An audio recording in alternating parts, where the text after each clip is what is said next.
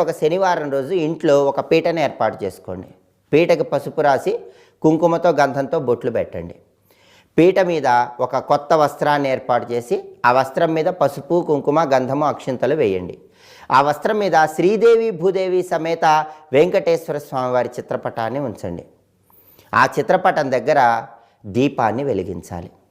ఆ దీపం ఎలా వెలిగించాలంటే బియ్యపిండి బెల్లం తురుము ఈ రెండింటిని కలిపి చలిమిడిలాగా చేసి ఆ చలిమిడితో ప్రమిదలాగా చేసి అందులో ఆవు నెయ్యి పోసి దీపం పెట్టాలి.